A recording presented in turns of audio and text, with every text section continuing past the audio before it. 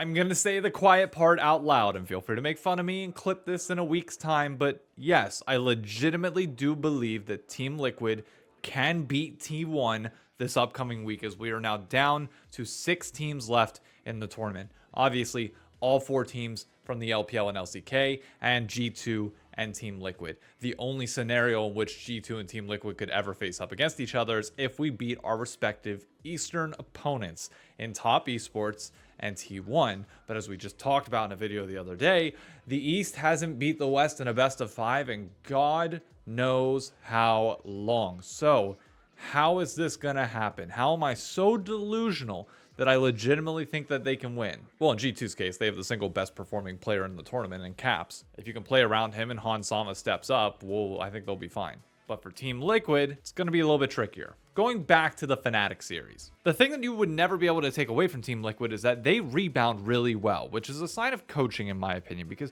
when you look at that first series that they had against Top, they were nervous. Clearly, they had not played on a stage like that. They weren't playing in the same way that we had seen them play at the end of the LCS. And there was this feeling of despair of like, oh man, after we just watched FlyQuest drop the ball so heavily, are we really going to see this again? But if you go back to the LCS playoffs, this is what happened there too. Team Liquid would drop a series in the upper bracket and people thought, oh, they're just never going to really put it together. And then they make the run all the way up the top of the standings. This coaching staff does a good job at getting players to rebound and not mentally collapse. They're able to overcome some of the problems that they have, even though obviously issues still do shine through at times. They're a night and day different team. What we saw against Fnatic was drastically different than what we saw against Top. Against Fnatic, we saw APA step up. Yes, he still definitely has those suspect TPs where, like on Aurelion Sol, he's TPing into a fight just to throw down his ultimate and die. Obviously not great, and that has to be cleaned up going into the T1 series if they want to stand a chance. But his play on Tristana was very good. He's drawing multiple bans, despite for some reason he still has that like Zig one trick impression, or like I know why it's there. It's because Summit made the comment after Worlds of last year saying that his champion pool is limited, that he's got issues, and while yes, the MSI meta definitely favors him, like Tristana, Taliyah, Aurelion Sol being the 3 mid lane champions in the meta, obviously helps him a lot. But he's playing it well. There are times where he's definitely out of position, and that comes with him still being in the first year of play. But what I consistently see with APA every time I watch him play now is just somebody who can clearly elevate and learn from each and every experience, especially as a rookie. That's amazing. The other question mark for this roster was going to be Yawn, a player that hilariously said this whenever it came to the Lucian Nami meta in the LCS and whether they should be playing it or not. Do you feel like Lucian is a rougher pick because of this? He's winning on Lucian. He's the one winning. How safe a work is this? It's you can say whatever you want. We don't have a sponsor for this episode, so. Okay. You all need to go fuck yourselves. Genuinely go fuck yourselves. Suck my fucking dick. Oh, God.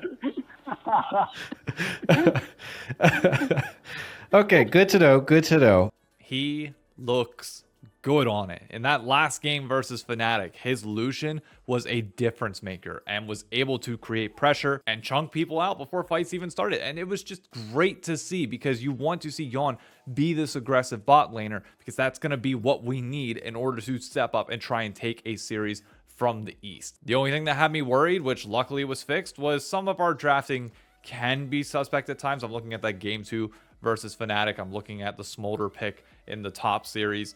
I don't know why sometimes we do the things that we do, but it looks like they learn from them pretty quick. When you look at game 2, we blind pick Cassante into a meta where clearly Poppy is starting to rise up as a counter pick, and yeah, Impact just gets screwed the entire time. So as long as you're able to allow Impact to play the game and don't just pigeonhole him in a corner, then we're ultimately fine. But it's one thing for like our individual players to play well. It's one thing for us to draft around our players well. You still have to beat the 5 players on the other side of the rift. And it's not like this is a light squad, even if they are in the losers bracket. You're talking about the defending world champions. You're talking about the greatest mid laner of all time, a bot lane that can absolutely carry series.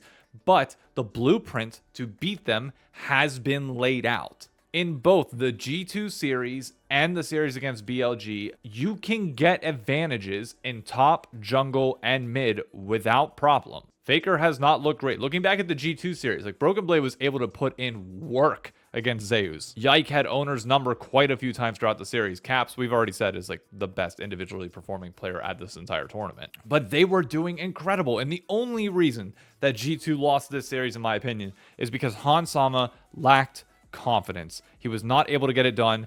Mickey X was good on the Poppy pick, but outside of that, it was a little bit suspect. And their bot lane let them down, especially at a tournament where you need a strong bot lane to be able to carry you through the tournament. That is the only way that you are going to be able to find some of these series wins. Because the exact same thing happened with BLG. They were getting natural advantages in mid. They were killing Faker on repeat throughout the entire series. You ban him out. You don't let him get champions that he's comfortable on. The one game that they let him get Talia, he was able to do something. The second they push him off to something else, he wasn't. His champ pool is a problem, which is ironic considering he's playing against APA in this series, the guy that everybody assumes has the champion pool problem. But the difference between BLG and everybody else was that even though Bin was getting advantages topside in the same way that BB did, but obviously on different picks like the Vayne, the bot lane for BLG came through strong. They were able to shut down Gumayusi. Keria was not really a relevant factor other than one game, and they were able to win it. They were able to do the thing that G2 was not able to do and close out the series. And we've seen T1 in the same situation last year, drop down the losers bracket and just not be able to figure it out. They got rocked